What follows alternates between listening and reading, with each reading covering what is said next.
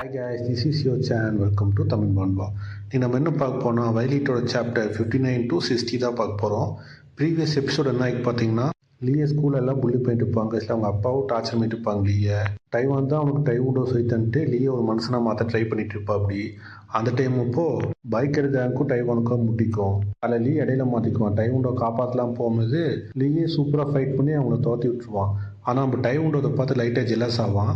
இப்போ அதுலேருந்து story continue ஆகும் கைஸ். இப்போ ஸ்கூலில் தான் காட்டுவாங்க. ஸ்கூலில் பிரின்ஸிபல்ன்ட்டு நம்ம லீவோட ஃபாதர்கிட்ட சொல்லிட்டு இருப்பாங்க, நம்ம உங்கள் பையன் கிளாஸ் கட்டிச்சு சண்டையெல்லாம் கட்டிட்டு இருக்கான், என்னென்னு கேளுங்க சொல்லிட்டு இருப்பாங்க. லீவ் ஃபாதர் ஏற்கனவே கடுப்பில் இருந்தானா அவனுக்கு இன்னும் கோவம் வந்துடும். லீவை போட்டு திட்டிட்டு கிடப்பான். எல்லாம் அந்த பையலால் தான், இனிமேல் டைம் உண்டோ இன்னைக்கு போகக்கூடாது, பழைய போய் படித்து ஒழுங்கான பையனாயிடுன்னு சொல்லிட்டு அவன் ஸ்டெட்டு போட்டிருப்பான். அந்த ஸ்டெட்டு அப்படியே பிடுங்கிடுவான் ரத்தம் வர மாதிரி. நம்ம லீவ் ஸ்கூலுக்கு போயிடுவான். ஸ்கூலுக்கு போயிட்டு பார்ப்பான் டைவான் அங்கே இருக்க மாட்டான். டைவான் கொஞ்சம் ரீசெண்டாக அவாய்ட் பண்ணிட்டு இருப்பான் லீயை. பட் லீக்கு தெரிஞ்சிடும் நம்ம இந்த மாதிரி கிக்கு ப்ராக்டிஸ் பண்ணி அதை பர்ஃபெக்ட் பண்ணதாக தான் டைவான் கோச்சிக்கிட்டார் போல் தெரியுது. எனக்கு இந்த ஒரே ஃப்ரெண்ட் டைவுண்டோ தான். இப்போ என்ன பண்ண சொல்லி லீவ் வேறு யோசிச்சுட்டு இருப்பான். அன்றைக்கி நான் அந்த கிக் பண்ணாட்டி என்ன டைவுண்டோ கூட இருந்திருப்பார். எல்லா தப்பும் என் மேலே தான் அப்படி புலம்பிட்டு போயிட்டு இருப்பான் லீ. அப்போ ஒருத்தன் கூப்பிடுவாங்க, டே லீ எங்கே போகிறேன்னு. லீ திரும்பி பார்ப்பான். அங்கேருந்து சீனை கட் பண்ணால் நம்ம டைகூடோ தான் கேம் விளையாண்டுட்டு இருப்பான், ஆர்கார்டு கேமு.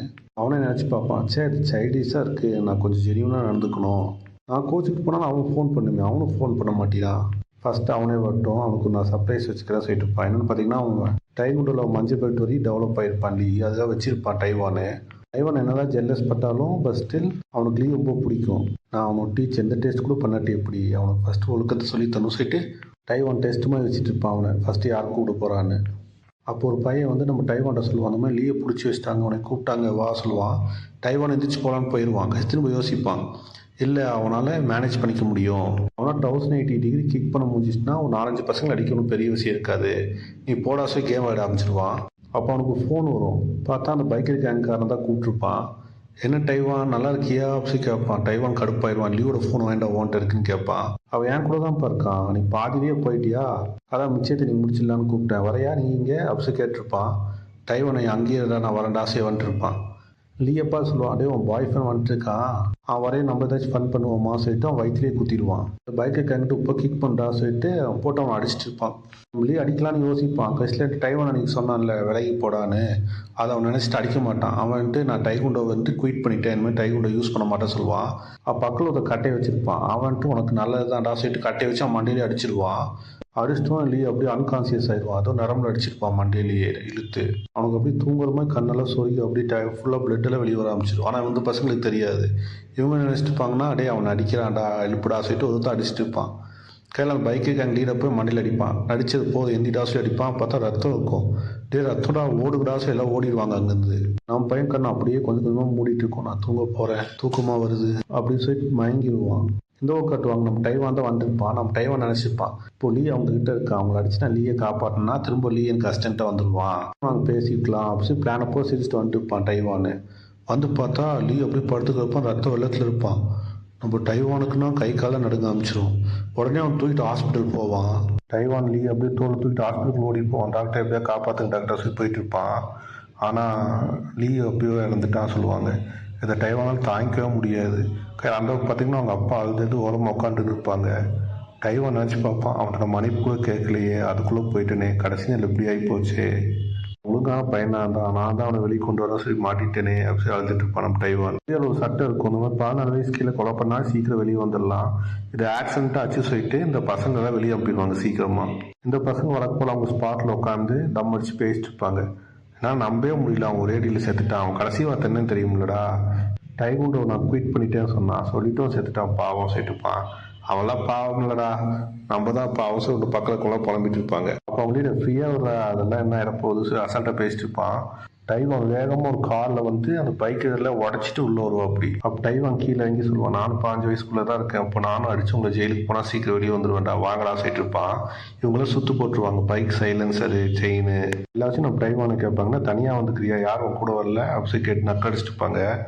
நம்ம டைவான்ட்டு நினச்சி பார்ப்பா அப்படி லீ கூட ப்ளே ஸ்டோரில் ஆர்கார்டு கேம் விளாண்டுருப்பான். அப்போ 500 yen கேட்டிருப்பான். அது கிளீன்ட்டு நெக்ஸ்ட் டைம் உனக்கு தரேன், எல்லா டைம் நானும் 500 தருவேன் சொல்லுவான். அதை நினச்சிட்டு நம்ம டைவான் அழுக ஆரம்பிச்சிடுவான்.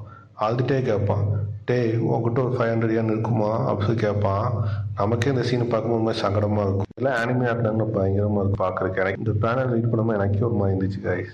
டைவானுக்கு லீனியாமல் வந்துட்டுக்கும்.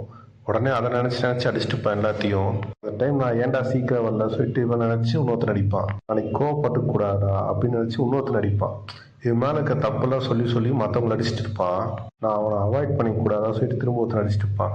அந்த பைக்கை கேன் பார்ப்பாங்க, பைத்தியக்கார மாதிரி பேசிட்டு இருக்கான் சொல்லிட்டு டக்குன்னு கத்தி எடுத்துருவான்.